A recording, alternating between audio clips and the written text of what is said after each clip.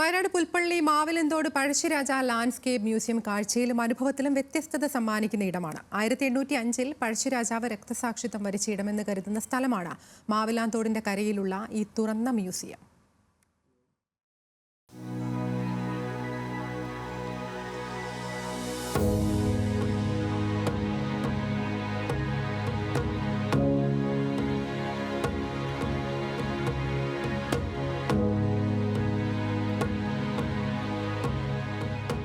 മാവിലാം തോടിന്റെ കരയിൽ തലയുയർത്തി നിൽക്കുന്ന പഴശ്ശിയുടെ കൂറ്റൻ ശില്പത്തിന് സമാന്തരമായാണ് ലാൻഡ്സ്കേപ്പ് മ്യൂസിയം. മനോഹരമായ ഗാർഡനും അതിനിടയിൽ വ്യത്യസ്ത രീതിയിൽ തീർത്ത പഴശ്ശിയുടെ ചിത്രശില്പ ജീവിതവുമാണ് ശ്രദ്ധേയമായത്. ബ്രിട്ടീഷ് ഭരണത്തോടുള്ള അദ്ദേഹത്തിന്റെ കഠിനവും ശക്തവുമായ എതിർപ്പിന്റെ സ്മരണകൾ ഇവിടെ കാണാം. പഴശ്ശിരാജയുടെ ജീവിതകഥ ഫൈബർ ശില്പങ്ങളിൽ ആലേഖനം ചെയ്തതാണ് ഈ ഓപ്പൺ എയർ മ്യൂസിയം.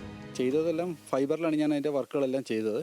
അപ്പോൾ അതിൻ്റെ സ്റ്റോറി കാര്യങ്ങളെല്ലാം നമ്മൾ തന്നെ അവർക്ക് കൊടുത്തു.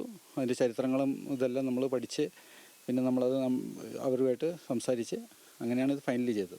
ഏകദേശം ഒരു 3 മാസത്തോളം എടുത്തു ഇതിൻ്റെ വർക്ക് കംപ്ലീറ്റ് ചെയ്യാൻ വേണ്ടിയിട്ട്. സിനിമയിലൊക്കെ കാണുമ്പോൾ മമ്മൂട്ടിയൊക്കെ ഭയങ്കര, അപ്പോൾ എല്ലാവരുടെ മനസ്സിലും മമ്മൂട്ടിയൊക്കെയുടെ ആ ഒരു രീതിയിലാണ്. പക്ഷേ പഴശ്ശിരാജാവിൻ്റെ ഒരു ചരിത്രത്തിൽ പറയുന്നത് പഴശ്ശിരാജാവ് ഒരു ചെറിയ മനുഷ്യനായിരുന്നു എന്നുള്ളതാണ്.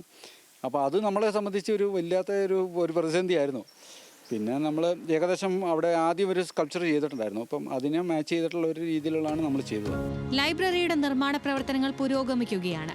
പഴശ്ശി കലാപവും അതിനുശേഷം വന്ന കുറിച്യ കലാപവും വയനാടിന്റെ എഴുതപ്പെട്ട ചരിത്രത്തിൽ ആദ്യം തന്നെ സ്ഥാനം പിടിച്ചവയാണ്. വയനാടിനെ ചരിത്രകാരന്മാർ പഴശ്ശിക്ക് മുൻപും പിൻപുമായി 2ആയി തരംതിരിച്ചിരിക്കുന്നത് പഴശ്ശിയുടെ പോരാട്ടങ്ങളുടെ പ്രസക്തി വ്യക്തമാക്കുന്നു. ന്യൂസ് മലയാളം, വയനാട്.